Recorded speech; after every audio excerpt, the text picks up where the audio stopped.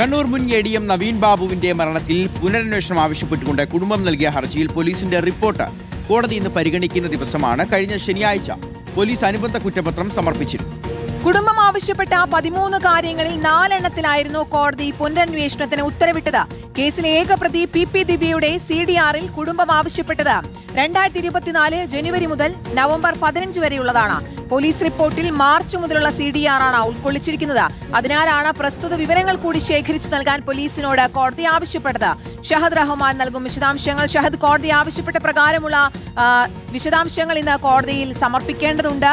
കുടുംബം വളരെയധികം പ്രതീക്ഷയിലാണ്. അവർ മുന്നോട്ട് വെച്ച കാര്യങ്ങളിലടക്കം ഒരു പുനരന്വേഷണം വേണമെന്ന ആവശ്യം ശക്തമാക്കിയിരിക്കുകയാണ്. എന്തൊക്കെയാണ് ഇന്ന് നടക്കുന്ന കോടതി നടപടികൾ? വിശദാംശങ്ങൾ എന്തൊക്കെയാണ്?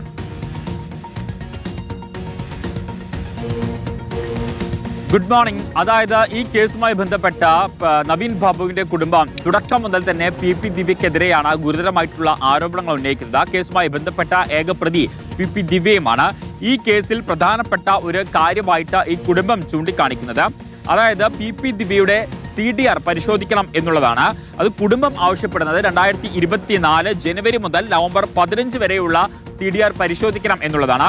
എന്നാൽ നേരത്തെ ഇതുമായി ബന്ധപ്പെട്ട പോലീസ് പരിശോധന നടത്തുകയും അന്ന് പോലീസ് റിപ്പോർട്ട് മാർച്ച് മുതലുള്ള CDR ആണ് ഉൾക്കൊള്ളിച്ചിരിക്കുന്നത് എന്ന കാര്യവുമാണ് കുടുംബം ആരോപിക്കുന്നത്. അപ്പോൾ ഈ കാര്യത്തിൽ വിശദമായിട്ടുള്ളൊരു അന്വേഷണം വേണം. ഞാൻ നേരത്തെ സൂചിപ്പിച്ചതുപോലെ തന്നെ 2024 ജനുവരി മുതൽ നവംബർ 15 വരെയുള്ള CDR ആണ് ഉൾപ്പെടുത്തേണ്ടത് എന്നുള്ള കാര്യമാണ് നവീൻ ബാബുവിന്റെ കുടുംബം പ്രധാനമായിട്ടും ഉന്നയിക്കുന്ന ഒരു കാര്യം.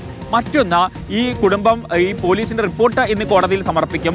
ഒപ്പം തന്നെ ഈ കുടുംബം ആവശ്യപ്പെട്ട 13 കാര്യങ്ങളിൽ 4 കാര്യങ്ങൾ അത് കോടതി പുനരന്വേഷണത്തിന് ഉത്തരവിട്ടിട്ടുണ്ട്. അപ്പോൾ ആ കാര്യവുമായി ബന്ധപ്പെട്ട വിശദാംശങ്ങളും ഇന്ന് കോടതിയിൽ റിപ്പോർട്ട് സമർപ്പിക്കും എന്നുള്ളതാണ് നമുക്ക് മനസ്സിലാക്കാൻ സാധിക്കുകയും ചെയ്യുന്നത്.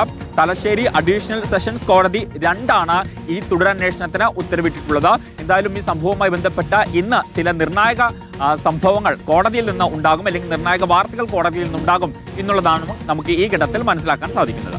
ശരി, ഷഹദ് റഹ്മാനാണ് വാർത്തയുടെ വിശദാംശങ്ങൾ നൽകിയത്.